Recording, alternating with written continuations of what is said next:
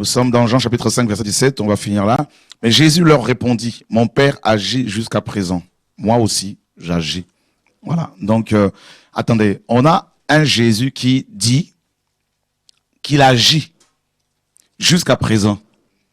Donc, s'il est dans une assemblée, forcément, il va y avoir de l'action.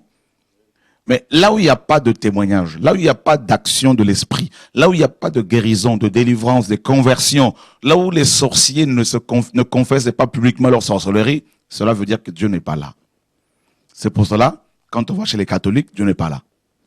Parce qu'il n'y a pas de confession publique, il n'y a pas de délivrance réelle. Quand on va chez les témoins de Jéhovah, c'est calme, c'est tout calme. Il n'y a rien qui se passe. On va ici et là, il n'y a rien. Mes amis, quand on va chez les évangéliques, beaucoup aujourd'hui, c'est quoi? Eh ben, c'est l'argent, l'argent, l'argent. Donnez, vous allez être bénis. Nourrissez l'homme de Dieu, on travaille pour son ventre. Mais le Jésus de la Bible, où se trouve-t-il? C'est pas dans un bâtiment. Je ne vous dirai pas non plus, venez ici. C'est pas ça, parce que c'est pas une église. Je vous dirai, effectivement, cherchez-le sincèrement dans toute la vérité. Et il se révélera dans votre cœur. Il va se révéler à vous. Il va se révéler à vous réellement, tel qu'il est. Et quand il arrive quelque part, frère, comme il le dit, hein, mon Père agit jusqu'à présent. Et moi aussi, j'agis. Donc, Dieu, quand il agit, les guérisons s'opèrent, les démons sont chassés, les sirènes des eaux sont chassées hors des corps, et les filles, comme c'est le cas, reçoivent le baptême, n'est-ce pas? Donc, c'est ça la puissance de la résurrection, frères et sœurs. C'est pour cela, ce soir, avant de finir, je voudrais vraiment dire aux enfants du Seigneur, nous sommes dans un temps de confusion, où les vrais enfants de Dieu, les vrais ministères, les vrais prophètes, les vrais apôtres, sont au milieu, comme Paul le dit si bien dans 1 Corinthiens, d'une bonne et d'une mauvaise, de la bonne et de la mauvaise réputation, au milieu de la gloire et de l'ignominie, n'est-ce pas? Donc, ils sont fous à cause de Christ, ils sont faibles à cause de Christ, ils sont méprisés à cause de Christ, ils souffrent la faim, la soif, la nudité, maltraités, errants ça et là, fatigués à travers de leurs propres mains, injuriés, ils bénissent, persécutés, ils supportent, calomniés, ils parlent avec bonté. Ils sont devenus comme les balayeurs du monde, les rebuts de tous jusqu'à maintenant. Voilà, donc, et il le dit également dans 2 Corinthiens. Donc, nous sommes tellement dans ce temps de confusion que beaucoup de chrétiens ne savent plus où, vers qui se tourner. Et je vous donne la solution. Tournez-vous vers le Seigneur Yeshua, Jésus-Christ de Nazareth, sincèrement. Vous voyez, c'est lui l'apôtre par excellence, c'est lui le prophète par excellence, c'est lui le pasteur par excellence, c'est lui il est tout, le bishop par excellence, l'ancien, l'évêque, c'est lui. C'est lui. Qu'aucun pasteur ne vous dise, venez me voir, je vais vous délivrer. Non, venez me voir, je vais vous aider. Non, frère, c'est Yeshua, le véritable Seigneur. Tous ces témoignages de guérison, de conversion, de miracles, tout ça là, sont, n'est-ce pas, opérés, sont permis juste pour que le nom de Yeshua, notre Dieu, soit glorifié. N'est-ce pas? Nous ne sommes que des serviteurs inutiles. Nous n'avons aucune gloire à tirer, n'est-ce pas, à retirer là-dessus, parce que c'est Dieu qui fait des simples canaux que nous sommes, frères et sœurs. Donc voilà pourquoi vous ne devez en aucun cas vous arrêter sur nous, parce que vous allez être déçus. Et que tous les faux apôtres, les faux prophètes qui passent leur vie à appeler les gens chez eux pour aller casser, pour aller condamner, pour aller juger, pour aller, mes amis, mentir, parce qu'ils ont eux-mêmes le péché disqualifié, que ces gens-là aient la bouche fermée, mes amis, car c'est le Mont Carmel. C'est l'Internet, je vous l'ai dit, depuis quelques mois, je le dis de la part du Seigneur, Internet, le net est devenu le Mont Carmel. Les enfants de Dieu dans le monde entier sortent des églises de bâtiments, des églises de maisons, des églises de babyloniennes, et ils sont connectés, ils sont sur Internet maintenant pour chercher, mes amis, la parole. Dans la prière aussi, en même temps. Et c'est le Mont Carmel. Les gens parlent beaucoup. Ces apôtres par excellence, ces faux apôtres parlent beaucoup, mais sur Internet, le peuple regarde. Où Dieu agit. Avec qui Dieu marche. C'est aussi simple que ça. N'est-ce pas? Donc, et tout est sur Internet. Comparez les vidéos. C'est simple. Prenez leurs vidéos. Ceux qui cassent les autres. Ceux qui passent leur vie alors qu'ils sont le péché. Mes amis, à se justifier de leur impudicité. Hein, à justifier leur mensonge, leur impudicité, leur adultère. Prenez leurs vidéos d'un côté. Prenez les vidéos des autres, de l'autre. Comparez maintenant. C'est simple. Nous sommes dans 1 Roi chapitre 17, chapitre 18. Élie a convoqué les 850 faux prophètes.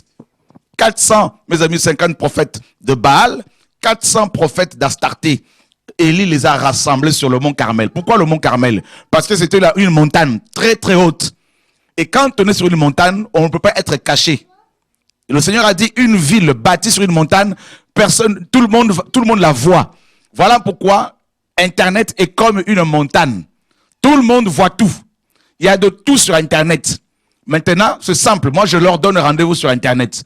Tous ces gens qui vous appellent pour mes amis, pour me critiquer, je les aime beaucoup. Et je vous donne tous mes détracteurs. Dites-leur, je leur donne rendez-vous sur Internet. Qu'ils mettent leurs vidéos, nous allons mettre nos vidéos. Maintenant, le Dieu, celui qui a le Dieu véritable dans son cœur, eh bien, au travers des fruits, le peuple jugera.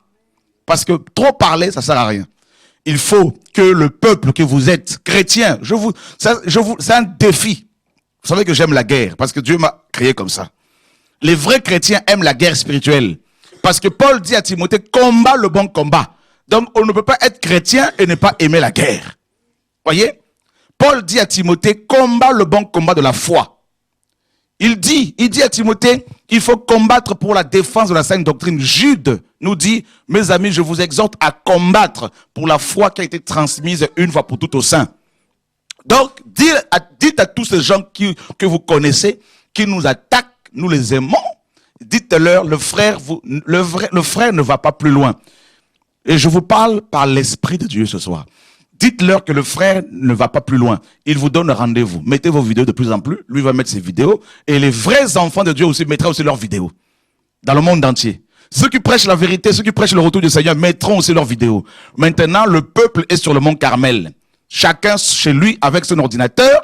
Le peuple avec sa souris d'ordinateur va maintenant cliquer sur les vidéos, comparer.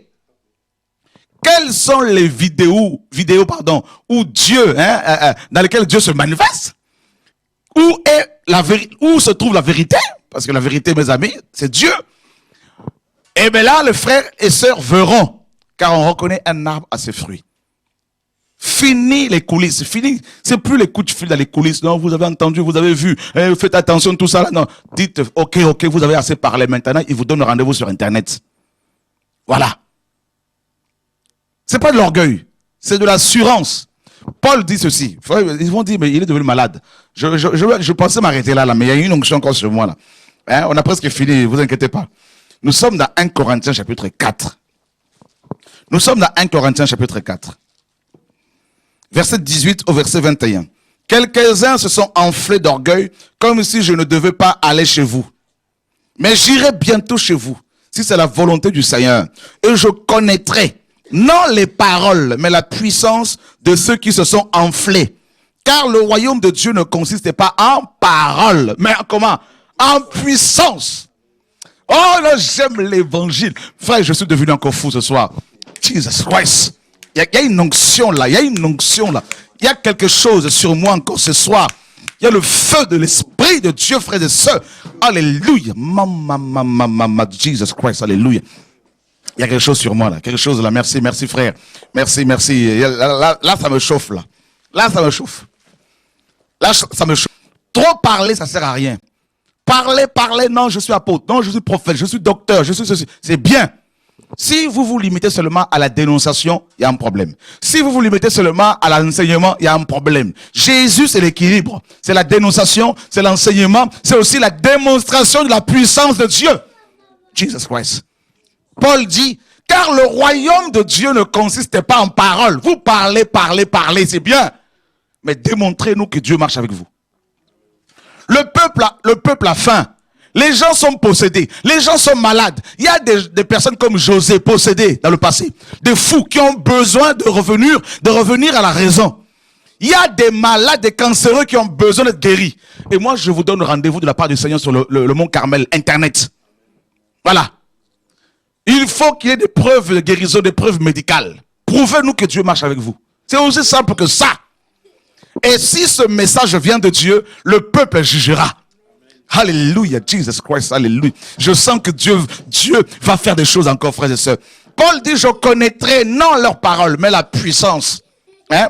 Démontrez-nous que Dieu est Dieu. Le Seigneur a dit, voici les signes qui accompagneront ceux qui auront cru. Oh my God. La parole est claire, frère. Jésus n'est pas Baptiste, qui nie les miracles, qui nie la puissance de la résurrection. C'est ça l'évangile. Prouvez-nous, montrez-nous les conversions qui se produisent dans vos vies. Montrez-nous les conversions des sorciers. On va pas aller loin. Les sorciers ne se convertissent pas dans les églises où il n'y a pas de Dieu. Les sorciers ne se tournent pas vers le Seigneur dans les ministères où Dieu n'est pas. C'est simple. Alors il faut que les choses, mes amis, trop parler à les coulisses, c'est bien. Maintenant, nous sommes sur Internet. Mettez vos vidéos, on va les comparer. Et je vous donne rendez-vous tous. Comparez ces vidéos. Comparez ces vidéos. Comparez les vidéos de Paul et les vidéos, mes amis, de Bar Jésus. Comparez les vidéos, mes amis, d'Élie et les vidéos des faux prophètes de Baal. Comparez. Le peuple a comparé. Et les Balamites, les Balamites, c'est-à-dire les prophètes de Baal, avaient aussi leur taureau qu'ils ont découpé en morceaux. Ils avaient aussi leur autel. Ils avaient le taureau, l'autel. Ils ont invoqué Baal. Baal n'a pas répondu. C'était le mont Carmel. Élie est venu avec son taureau, avec son autel qui avait été renversé. Il a restauré d'abord l'autel. Oh mes amis, selon la parole de Dieu, la réforme, le retour à la parole. Ensuite, Élie a prié. Seigneur, j'ai tout fait selon ta parole. Que le feu descende du ciel. Frère, Dieu n'est pas dans les blabla. Dieu, c'est la démonstration. Alléluia. Pierre a dit, je n'ai ni or ni argent à te donner, mais ce que j'ai, je te le donne. Au nom de Yeshua, lève-toi et marche. Pierre savait qu'il y avait quelque chose. Il n'était pas orgueilleux. Savoir, Paul dit, je sais en qui j'ai cru. C'est pas l'orgueil, c'est l'assurance. L'assurance. Nous sommes à une époque où il y a tellement de confusion que les chrétiens ont besoin des hommes de Dieu, des femmes de Dieu, des chrétiens authentiques qui sont capables de relever le défi. C'est ça le problème, le défi. Un jour, des salafistes musulmans sont venus me voir. Ils voulaient un débat public, un débat théologique. Ils voulaient louer une salle pour qu'on débatte sur la Bible et le Coran, pour montrer aux chrétiens et aux musulmans qu'ils voulaient inviter lequel est Dieu, Allah ou Jésus. Je leur ai dit, il n'y a pas de problème, louez la salle, mais on ne va pas faire un débat théologique, parce qu'on a deux livres différents. Chacun va prendre son livre et on va se contredire, ça ne sert à rien. Dieu ne s'explique pas. Dieu se révèle, Dieu se démontre, Dieu se vit, Dieu se... Oh my God, frère, alléluia. Je leur ai dit, c'est simple, je veux venir. Mais allez me trouver un homme aveugle de naissance. Amenez-le. Le Dieu qui le guérira, c'est celui-là qui sera Dieu. Ils ont dit non, nous refusons. Je leur ai dit voilà, c'est simple. Le débat est clos. Le débat est clos. Hein? Montrez-nous votre Dieu. Vous prêchez la dîme, n'est-ce pas? Vous avez des dettes chez vous. Vous pensez que Dieu marche avec vous? Un Dieu qui est endetté n'est pas le Dieu de la Bible, frère. C'est pas Dieu, ça. Vous avez un problème, vous êtes possédé, vous avez besoin de revenir à la sanctification, à la repentance au nom de Yeshua. C'est ça l'évangile, frère. Une église qui a des dettes est une église qui est habitée par les démons. C'est simple. Frère, Paul avait quelle dette? Pierre avait quelle dette? Je ne parle pas de la prospérité financière, mais Dieu prend soin de son œuvre. Voilà, c'est simple. Mes amis, nous sommes dans Luc chapitre 7. Voilà, c'est les déclarations prophétiques. Alléluia. Il en appela deux. Et il les envoya vers Jésus pour lui dire, es-tu celui qui doit venir ou devons-nous en entendre un autre? Ou devons-nous en attendre un autre? Arrivé auprès de Jésus, ils dirent, Jean-Baptiste nous a envoyé vers toi pour dire, es-tu celui qui doit venir ou devons-nous en attendre un autre? À l'heure même, j'aime la parole, à l'heure même, Jésus guérit plusieurs personnes de maladies, d'infirmités et d'esprits malins. Il rendit la vue à plusieurs aveugles. Et il leur répondit, allez rapporter à Jean ce que vous avez vu et entendu. Frère, allez rapporter à vos bishops, allez rapporter aux détracteurs, allez rapporter aux gens qui vous appellent là, dans les coulisses, là, tout ça pour parler. Dites-leur, ok, vous parlez. Mais le problème, c'est que nous voyons sur Internet des messieurs comme Pierre se lever, marcher. Nous voyons en l'espace de quelques mois Dieu libérer l'argent pour son œuvre. Vous avez quoi? C'est le mont Carmel. Allez rapporter à Jean Les aveugles voient, les sourds entendent, les morts ressuscitent, les lépreux sont purifiés. La bonne nouvelle est annoncée aux pauvres. Ils sont repartis avec tous ces témoignages. C'est ça le Mont Carmel aujourd'hui. Les témoignages qui glorifient le Seigneur. Frère, ce n'est pas de l'orgueil, j'insiste. Hein, parce que quand on parle comme ça, pour beaucoup de chrétiens, non, il est orgueilleux, tout ça. Non, tout ça, c'est pas de l'orgueil, frère et sœurs. Paul a parlé ainsi. Pierre, Jacques et Jean, ils savaient en qui ils avaient cru. Et je sais en qui j'ai cru. Mon Dieu n'a pas changé. Et je sais que c'est lui qui m'a mandaté. Et je sais en même temps qu'il m'a montré il y a quelques années, mes amis, seul contre les faux prophètes de Baal. Et je vous donne rendez-vous sur le Mont Carmel, Internet. Plus vous allez mettre des vidéos de vous, plus le peuple va comparer. Vous ne savez pas pourquoi. Vous mettez des vidéos, vous ne savez même pas pourquoi vous le faites. Vous le faites parce que c'est Dieu qui vous contraint à le faire. Parce que le peuple doit comparer vos vidéos où vous avez du mal à gagner ne serait-ce qu'une âme. N'est-ce pas?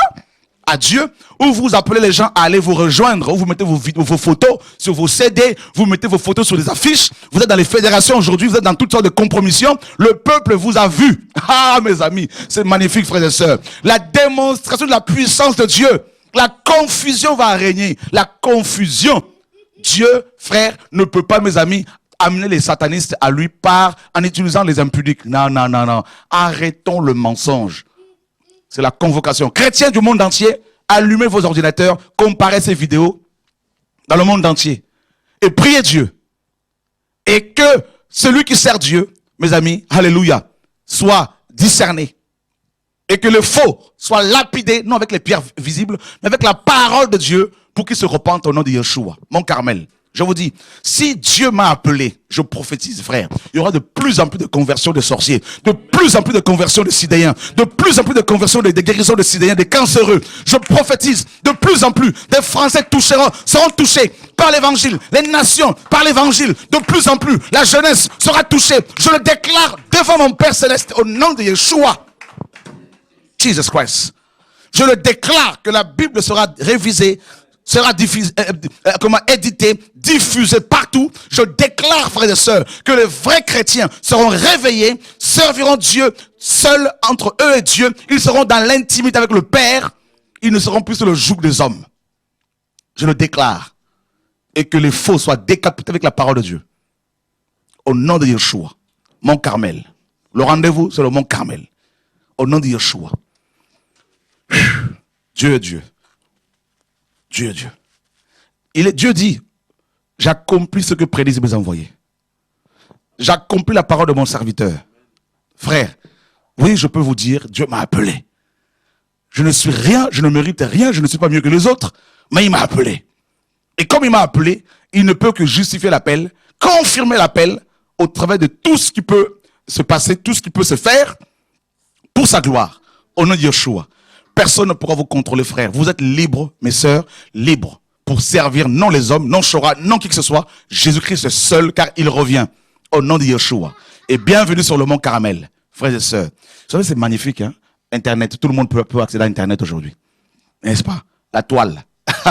La toile. On l'appelle la toile, frère. La toile. Alors, demain, 20h30, heure de Paris. Et mercredi soir, une émission spéciale où vous allez pouvoir nous appeler et nous vous enverrons, n'est-ce pas, le livre qui va sortir, l'église de l'Odyssée, mes amis. Voilà, donc il y a 1000 exemplaires qui sortiront d'ici mercredi. Et voilà, donc on aura quelques exemplaires à distribuer au travers de l'émission qu'on va animer mercredi soir. On va prendre une dernière personne en ligne et ensuite on va clôturer l'émission. Allô, bonsoir. Allô, bonsoir. Oui, bonjour. Oui. Je m'appelle Sephora. J'ai 15 ans et je viens de Lyon. Je viens d'entendre là le témoignage des 3 jeunes filles qui sont passées. Ça m'a touchée et franchement, j'ai envie de dire que même nous, étant jeunes, c'est difficile parce que ce soit à l'école ou encore dans notre entourage, dans les amis ou même dans les assemblées, c'est difficile.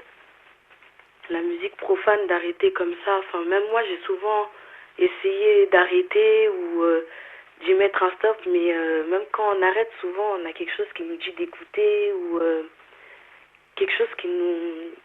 Je sais pas, ça a l'air de nous interpeller. Et c'est très difficile. Et là, tu veux arrêter? Ouais, j'aimerais bien arrêter définitivement. Tu écoutes quoi? Tu écoutes qui? j'écoute pas Rihanna et Beyoncé, j'ai arrêté. C'est plus des gens pas très connus en fait. Les stars françaises plutôt, des fois, parfois. Ok, tu veux compris pour toi? Ouais, et aussi j'aimerais aussi prier compris beaucoup pour mon église parce que aujourd'hui c'est devenu du bâtiment en fait. C'est plus les mêmes paroles qu'on recevait au début, il y a plus l'esprit, il y a plus l'onction qu'on avait avant. Enfin, aujourd'hui, mon pasteur tolère même que une personne non chrétienne vienne apprendre de la musique au groupe alors qu'il n'est pas chrétien et il me dit que c'est normal. À 15 ans, c'est pas évident d'aller voir son pasteur et de lui dire que pour moi, c'est pas normal parce qu'avant, je vous écoutais pas. Enfin, quand maman elle mettait TV de vie, je disais maman, tu fais mal à la tête avec ça. Et un jour, j'ai écouté et j'ai pleuré. Je me suis dit mais on voit pas en fait les choses qui sont en train de se passer aujourd'hui et c'est triste. Sinon, on va rater l'appel de Dieu. Et j'aimerais pas tomber dans la débauche dès maintenant où j'aimerais servir Dieu dès le plus bas âge et être un exemple pour les générations d'après. Et franchement, j'aimerais aussi qu'on prie pour mon église et pour mon pasteur parce que c'est devenu que du bâtiment.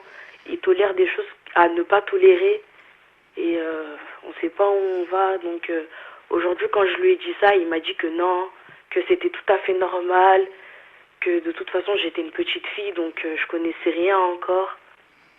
Donc c'est grave. Ouais, oui, c'est grave. Parce que dans ces cas-là, je lui dis, ça veut dire que si aujourd'hui Koffi Olomide vient et nous apprend la musique, tu vas trouver ça normal. Et il m'a dit que oui, s'il savait chanter, il trouverait ça normal. C'est grave. Ben, malheureusement, c'est ça l'état des églises aujourd'hui. Et ouais, le micro. Ouais. Donc je sais pas s'il a allumé le micro là. Voilà. Allô. C'est bon. On m'entend? Oui. Je me souviens une fois dans mon ancienne assemblée aussi, parce que après je sais pas. Au début j'ai cru que c'était moi peut-être, parce que j'étais peut-être orgueilleuse ou quoi que ce soit, mais je comprenais pas pourquoi quand le pasteur il prêchait, un simple mouchoir lui-même il pouvait pas prendre. Pour essuyer son front, il fallait que quelqu'un vienne essuyer son front. Pour jeter une canette, il secouait sa canette comme ça, mais il y a personne pour jeter la canette ici. Les frères de l'église ils venaient, ils prenaient la canette, ils allaient jeter. Et moi je comprenais pas. Donc un jour je lui ai dit, mais pasteur, avant d'être un homme de Dieu, t'es un homme, non? Donc tu peux faire les choses toi-même. Donc je sais pas, parce que dans mon ancienne assemblée, il était trop idolâtré en fait. Pour moi c'est ça. C'était trop, oui, c'est notre père spirituel. Alors que pour moi c'est pas, il y a personne qui est père de quelqu'un d'autre. Le seul père qui existe, c'est Dieu lui-même, c'est Jésus lui-même. C'est lui le réparateur des cœurs brisés. C'est pas un pasteur, c'est un instrument. Donc il peut pas être quelque chose pour moi. Et quand je lui ai dit ça, je lui ai dit mais tu peux pas aller jeter la canette toi-même, tu peux te déplacer pour aller jeter. Il m'a dit oh non, moi je pars plus avec toi. Tu sais pas quel esprit t'anime et tout. Voilà. Quand tu vas te calmer, tu reviens me voir. Ça m'a choqué. Ça m'a choqué. Je me suis dit mais c'est grave. Malheureusement c'est grave. C'est ça que c'est ça que je vis actuellement.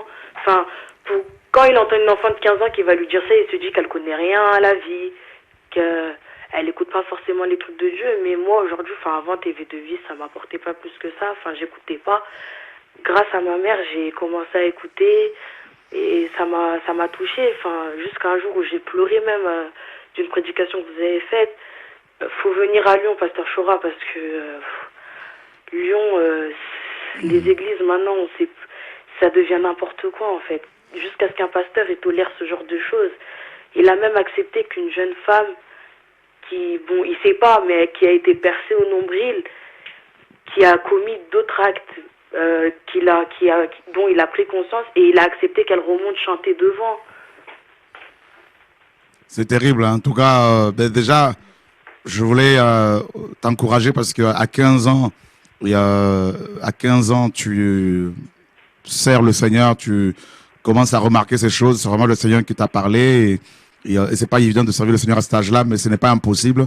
Et je tenais vraiment à t'encourager à persévérer Dieu permettra, parce que d'ici quelques mois, on va arrêter les réunions de réveil ici à Paris pour tourner. On a vraiment à cœur aussi toutes ces villes. Voilà, donc on va passer pour s'encourager, il n'y a pas de souci. Merci. Voilà, on va prier pour toi. Merci beaucoup. Rappelle-moi ton prénom. Sephora. Seigneur, nous prions pour Sephora, que ton onction soit sur sa vie et que, Seigneur, l'esprit de vérité continue à la diriger, à ouvrir ses yeux, Seigneur, afin qu'elle voie, qu'elle entende, Seigneur, qu'elle saisisse ta pensée, ta volonté. Seigneur, au nom de Yeshua, Seigneur, tu entends le désir de son cœur d'abandonner, Seigneur, la musique profane. Garde-la, Seigneur, sous l'ombre de tes ailes. Au nom de Yeshua, nous prions pour sa famille, pour la ville de Lyon. Au nom de Yeshua, Amen. Amen. Alors demain soir, connecte-toi. Si tu connais des jeunes comme toi, invite-les à se connecter. Oui, il y a mes cousines aussi qui suivent avec leur mère. Ce soir? Ce soir, même demain, j'ai mes cousines qui suivent aussi avec nous. Alors, je voudrais les saluer. Comment s'appelle-t-elle? Gloria et Sarah. Gloria et Sarah, soyez fortifiés, encouragés. Quel âge ont-elles? Gloria a 18 ans et Sarah a 17 ans. Ah, Sarah, Gloria, que le Seigneur vous garde en tout cas et se fera bonne continuation. Merci beaucoup. À bientôt, au revoir. À bientôt, au revoir. Voilà, frères et sœurs, demain rendez-vous sur TV Radio de Vie à 20h30.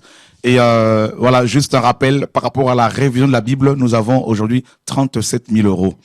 Par rapport à la révision de la Bible, donc nous avons pratiquement la moitié de l'argent dont on a besoin pour diffuser, pour éditer les 10 000 exemplaires de la Bible que nous sommes en train de réviser. Donc le Nouveau Testament est presque fini. Merci Seigneur. Et nous vous donnons rendez-vous demain 20h30 heure de Paris. Que Dieu vous garde, qu'il nous garde tous en son nom. Et rendez-vous sur le Mont Carmel. Au nom de Yeshua. Au revoir.